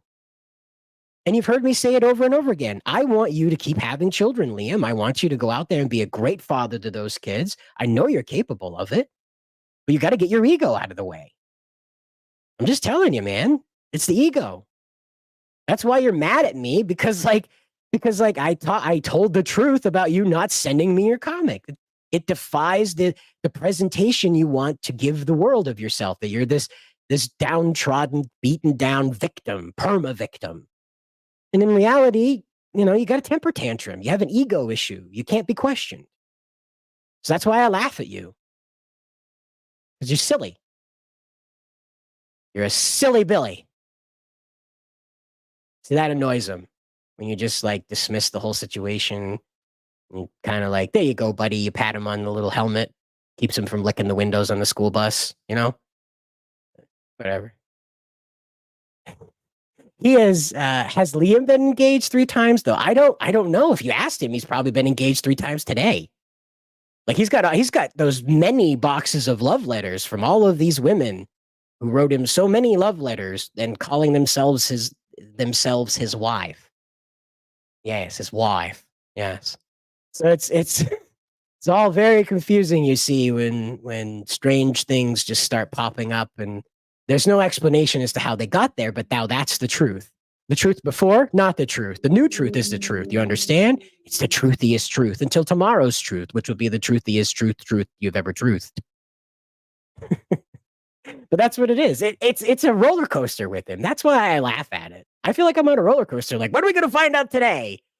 What is it? Julie? Is this the new lady that brought poison poisoned. Yes, Julie brought poisoned meat to Liam's old house that he convinced his neighbors to set up and the nuke occupants to set up security cameras to monitor the property for ne'er-do-wells that come and cause problems, like Julie. Now, Julie apparently is the person who spray painted CG Kitty Diddler on the side of Liam's house with the orange spray paint. And then she's the one, apparently, he said the other day that she was the one who pooped in his foyer. If you remember his foyer, Julie, she pooped in his foyer. But when he originally told that story, the pooper, the perpetrating pooper, if you will, the perpapooter, the poop perp, the poop perp. There we go, the poop perp. Liam beat the shit out of him, and I found that particularly funny when he said he beat the shit out of the step pooper, the poop perp, whatever. I found that particularly funny because I just imagine a guy like taking a dump, and Liam's like punching him in the gut, and like two turds are rocketing out of him. And every punch, like just over and over and over again. I'm an adult. I promise, I'm an adult. Okay, I'm an adult. But yeah, that's again, like that's just a teensy tiny little sliver of what's happened with the Ginger Down Under. See, I credit him in my book because he helped me with it. I'm not going to lie to anybody about it. He helped me with it. He reinforced the ideas that I had with Star Supreme and validated them by saying they were cool. He suggested that I look into the idea of her having two souls inside of her. You know, I was like, cool. All right. I tried that. And that was really neat. So I went with it. I don't think that Liam's a bad guy. I don't hate him. I just think he's got an ego problem, and he's just got to let go of like this sense of I must be respected by every person I encounter. He's got to let go of that and just accept the fact that people will respect you if they want to. That's how it works. See, like Earl Nightingale did this great, used to do these, you probably don't know who Earl Nightingale is. You don't have like ancient parents the way I did. So Earl Nightingale, people.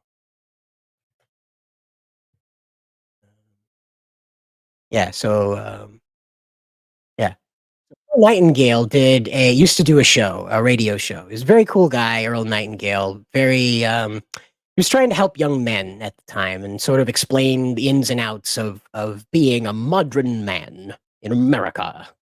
And he has a wonderful voice. I think you'll like it. I'd like to tell you about the strangest secret in the world. Strangest? Some years ago, the late Nobel Prize-winning Dr. Albert Schweitzer was being interviewed in London, and a reporter asked him, "Doctor, what's wrong with men today?" And the great doctor was silent a moment, and then he said, "Men simply don't think." It's about this that I want to talk with you. We live today in a golden age. This is an era that man has looked forward to, dreamed of, and worked toward for thousands of years. But since it's here, we pretty well take it for granted. We in America are particularly fortunate to live in the richest land that ever existed on the face of the earth, a land of abundant opportunity for everyone. But do you know what happens? Well, let's take 100 men who start even at the age of 25. Do you have any idea what will happen to those men by the time they're 65?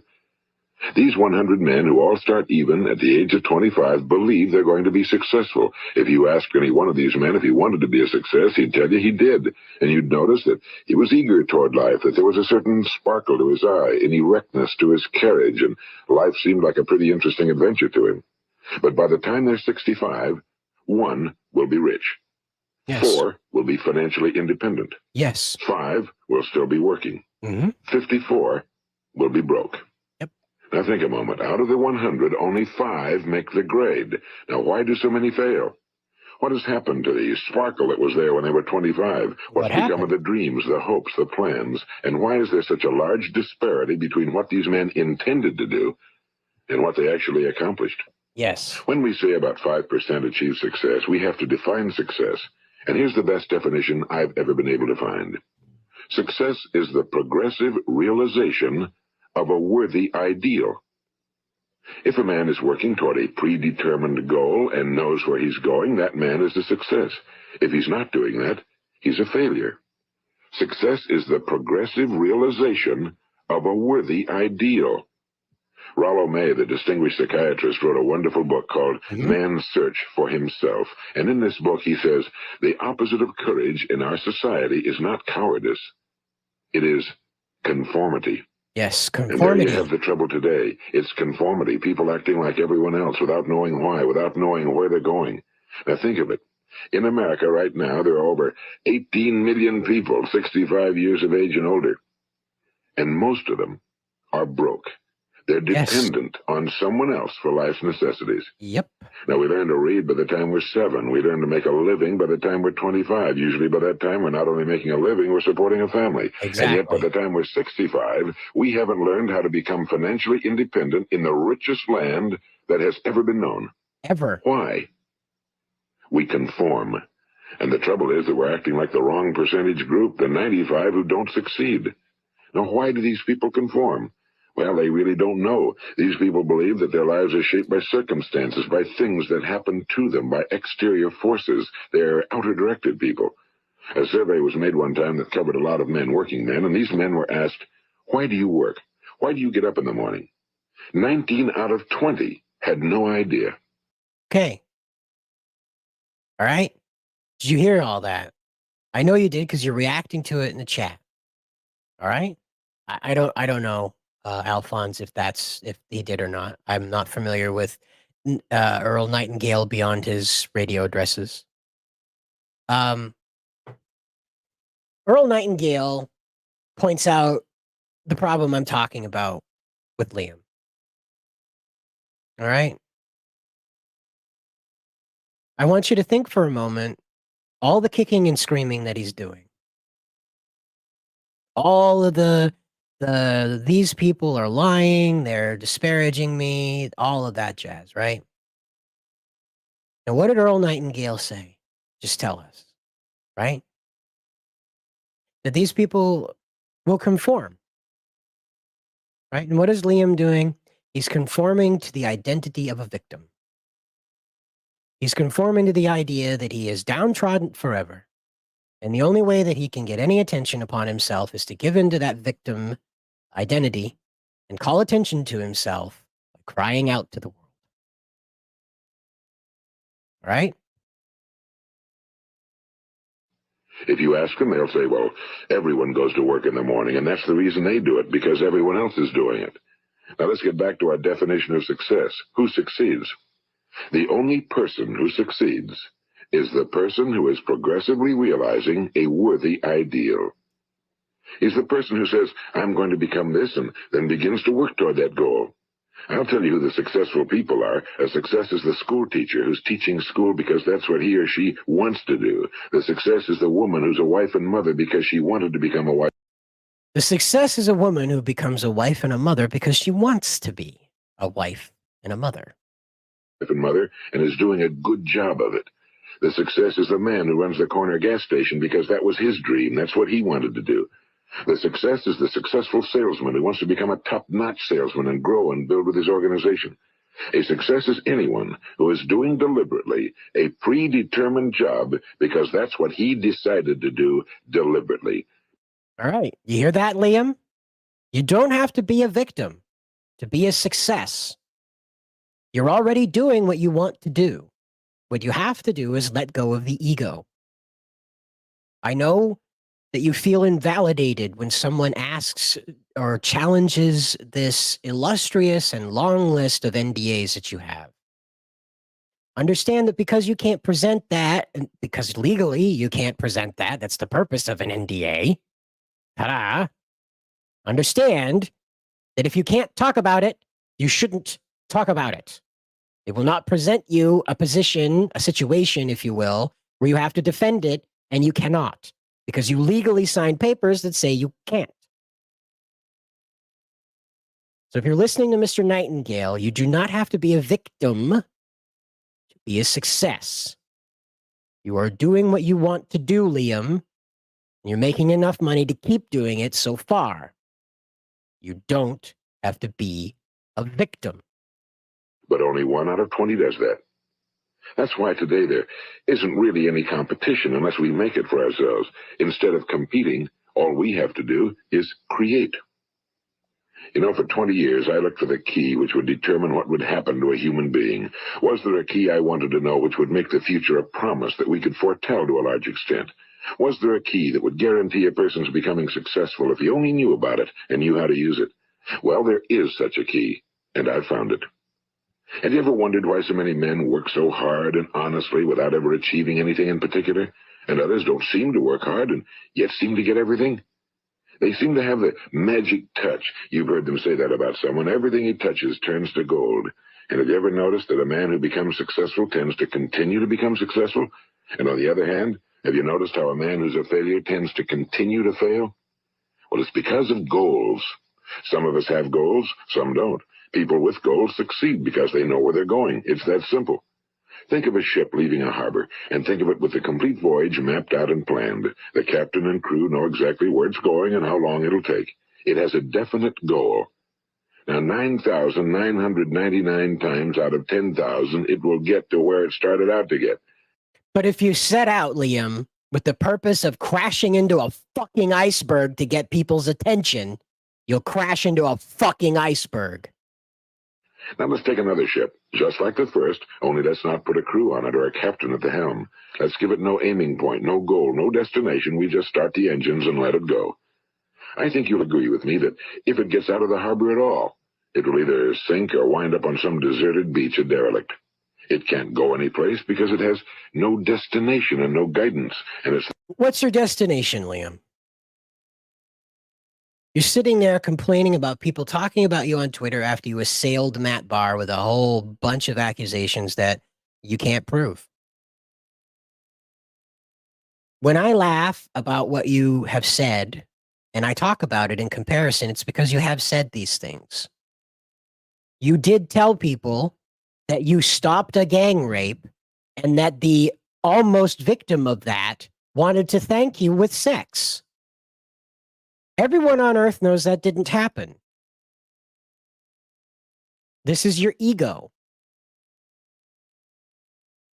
It's the same with a human being. Take the salesman, for example. There's no other person in the world today with the future of a good salesman. Selling is the world's highest paid profession, if we're good at it and if we know where we're going. Good night, Henry. Every company needs top-notch salesmen, and they reward those men. The sky's the limit for them. But how many can you find? Someone once said the human race is fixed, not to prevent the strong from winning, but to prevent the weak from losing. The American economy today can be likened to a convoy in time of war. The entire economy is slowed down to protect its weakest link, just as the convoy had to go at the speed that would permit its slowest vessel to remain in formation. That's why it's so easy to make a living today. It takes no particular brains or talent to make a living and support a family today. So we have a plateau of so-called security, if that's what a person's looking for. But we do have to decide how high above this plateau we want to aim. Now let's get back to the strangest secret in the world, the story that I wanted to tell you today. Why do men with goals succeed in life and men without them fail? Well, let me tell you something which, if you really understand it, will alter your life immediately. If you understand completely what I'm going to tell you from this moment on, your life will never be the same again. You will suddenly find that good luck just seems to be attracted to you. The things you want just seem to fall in line, and from now on you won't have the problems, the worries, the gnawing lump of anxiety that perhaps you've experienced before. Doubt, fear, well, they'll be things of the past. Here's the key to success and the key to failure. We become what we think about. We become what we think about. If you think every day that the world is out to get you, if you think every day that anyone who questions you wants your blood, if you believe that people who disagree with you half a world away are sending criminals to poop on your doorstep, stalk your children, and fly drones through your windows, that is what your world will become. That is what your worldview will become. All things that you interact with will be tinted by that, if that's all you think about. And quite clearly it is. Today you're complaining that someone on Twitter somewhere said something about you at some point. That's your ego. I'm sure people say horrible, nasty things about me on Twitter all the time. If not, I can give them a reason to. that it's the reality, right? It's the reality that you're in, Liam. You're creating your own prison by maintaining this perpetual perma-victim mentality. Now, let me say that again. We become what we think about. Throughout all history, the great wise men and teachers, philosophers and prophets have disagreed with one another on many different things. It's only on this one point that they are in complete and unanimous agreement. Listen to what Marcus Aurelius, the great Roman emperor, said. A man's life is what his thoughts make of it. Disraeli said this, everything comes if a man will only wait. I brought myself by long meditation to the conviction that a human being with a settled purpose must accomplish it, and that nothing can resist a will that will stake even existence for its fulfillment. Okay. Did you hear in there any language of victim? Did you hear any language about being downtrodden? No. Ralph Waldo Emerson said this, a man is what he thinks about all day long. William James said, the greatest discovery of my generation is that human beings can alter their lives by altering their attitudes of mind. And he also said, we need only in cold blood act as if the thing in question were real, and it will become infallibly real by growing into such a connection with our life that it will become real. It will. Okay. Again, if you continue to obsess that people halfway around the world are sending criminals to poop on your doorstep, harass your family, and fly drones through your windows, that is what you will see in the world. It will become reality to you. If that is what you force your mind to focus on, to meld into the actual reality, the flesh and blood reality that you live in. If you focus on those horrible things, they will become real to you. They will become real to you, not anyone else around you. Will become so knit with habit and emotion that our interest in it will be those which characterize belief. He also said, if you only care enough for a result, you will almost certainly attain it. If you wish to be rich, you will be rich. If you wish to be learned, you will be learned. If you wish to be good, you will be good. Only you must then really wish these things and wish them exclusively, and not wish at the same time 100 other incompatible things just as strongly. In the Bible, you read in Mark 9:20. So you hear what that says? Okay? You cannot both be the hero and the victim at the same time. Okay? You cannot be both tied to the railroad tracks and the person riding to the rescue of the person on the railroad tracks. 3. If thou canst believe, all things are possible to him that believeth. My old friend Dr. Norman Vincent Peale put it this way. This is one of the greatest laws in the universe. Fervently do I wish I had discovered it as a very young man. It dawned upon me much later in life, and I found it to be one of the greatest, if not my greatest discovery outside of my relationship to God. The great law, briefly and simply stated, is that if you think in negative terms, you will get negative results. If you think negatively, negativity will change its zip code to yours. Okay, it's very simple. You invite the demons, they'll get in bed with you. Think in positive terms, you will achieve positive results. That is the simple fact, he went on to say, which is at the basis of an astonishing law of prosperity and success. In 3 words, believe and succeed. William Shakespeare put it this way, our doubts are traitors and make us lose the good we oft might win by fearing to attempt. George Bernard Shaw said, people are always blaming their circumstances for what they are. I don't believe in circumstances. The people who get on in this world are the people who get up and look for the circumstances they want, and if they can't find them, make them. Okay. Here's a little bit of cider lore, okay? As of 2022, I have had 8 abdominal reconstructions. I only have my small intestine that drains into a bag that is adhesively attached. Adhesively. I think that's a new word. I think I made that up. But it's attached to my abdomen. And I have to drain that regularly through the day. So much so that I can't have a normal job. I have fatigue levels that prevent me from doing regular day-to-day things. I have to stop. If you're not familiar with the spoon system, go ahead and Google it. Just put it in quotations so you don't get weird shit. But spoon system and then maybe IBS after it, right? And what this is you have to measure out all of your activities. I'd write down to taking a shower because, believe it or not, taking a shower will knock the energy out of people with my disease. I do. I get tired. I get tired waking up. My body is trying to die. I have a genetic hiccup because my parents were carriers for IBS. It expressed in their genealogy, but didn't express in the dangerous way. They did not end up with their organs dissolving because of the disease. I have that problem. I'm not a victim of that.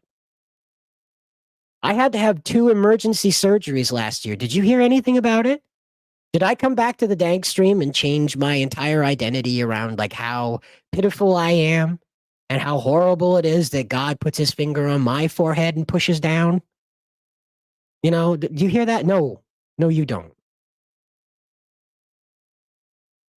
In December of last year, while I was fulfilling the colossals, my eldest brother died. He was a Vietnam veteran. My father was born in 1929. I lost him when I was 19. My father died when I was 19. Of old age, okay? Of old age. My eldest brother died of pretty much old age. He'd been subjected to Agent Orange in the jungles of Vietnam, but he died of lung cancer. In January, the man who was all but through law my stepfather died of lung cancer as well. Another Vietnam veteran subjected to Agent Orange who died.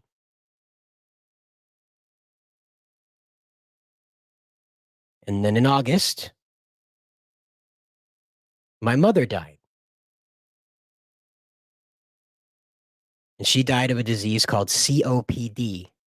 And that's through just basically abuse to the lungs not being able to absorb enough oxygen. And I had to be the one to say, no, we're not going to put her on a machine that forces her to live. We're going to let her go. And I was with her when she died. I was holding her hand. But you didn't hear about that. I didn't make that my identity. I didn't run that up every flagpole possible. I went into DM groups and the Holy Legion Discord and I asked for prayers. That's all I did. I didn't go and make a series of videos accusing people of being behind these things. I didn't go out and dedicate my existence to inventing reasons for this to have happened. I accepted it as fate. I accepted it as whatever God's plan is for me. Am I sad? Of course. It's horribly painful. My house has never been this quiet in my life. I'm here talking to you because I have no one else to talk to in my home, but you don't hear about that. I don't make that my identity. I don't tell you, oh, it's so horrible that I had these horrible health problems that were brought on by probably GMOs or that one time I drank out of a public water fountain. Oh, it's so horrible that everyone in my family has passed away and that I am alone in this world in the most serious way. Oh no, it's my entire identity now that I'm a poor, pitiful, bottom of the pile piece of shit. I can't work regular hours because my body quite literally gives out from underneath me. I'm such a poor, pitiful piece of shit. No, you didn't. You didn't hear that out of me at all. I make jokes about my situation. I laugh off the pain. I log in when I'm at the hospital to try and go on streams and make people laugh and do jokes. I went on Peter Sameti's stream to promote the Colossals while I was in the hospital. It's because I'm not a victim. I'm a survivor. And those two things could not be further apart. And that's what you need to learn to embrace, Liam. Whatever you've been through, that you don't have the ability to back up with receipts, facts, pictures, whatever. You have to accept that people aren't going to relish you with attention and respect and adoration when you can't demonstrate to them the reasons for that. You have to earn it a different way. You have to earn it with your own identity now. And you have to learn to stop being a victim, to stop having your ego challenged anytime someone passes a sideways glance at you. I put up with a lot of shit from people.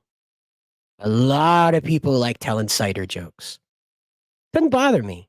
I don't lose sleep over it. You want to know why? Because I know that's not an attack on me. I don't perceive my ego to be threatened when someone makes a joke about me pooping in a bag, or that time I was Cindy, or anything like that. What I lose sleep over is when I can't rectify my own thoughts about myself. What Earl Nightingale was talking about, the negativity that invades the mind. That's what gets me. I don't let that out. Liam, you shouldn't either. You have a wife. She's a lovely lady. She seems to understand you.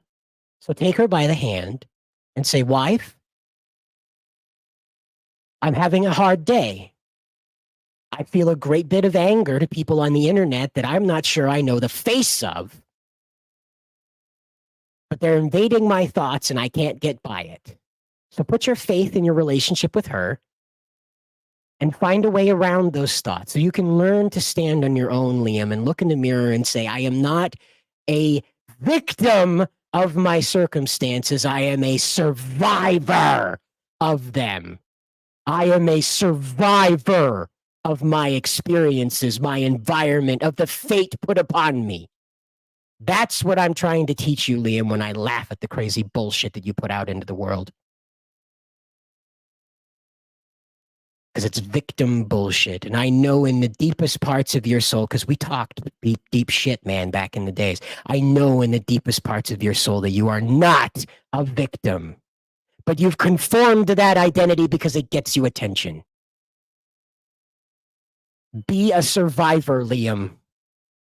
Take your life by the horns, push it back into obedience, and boldly ride through the valley of death, my brother.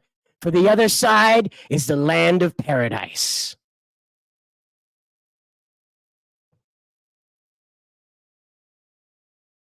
I want to thank you all for coming to my TED Talk. I hope you go out into the world today and kick ass, or tonight. Maybe you kick ass tomorrow. Maybe you kick ass on Tuesday. I don't know too many people who kick ass on Tuesday, but maybe you'll be one of them.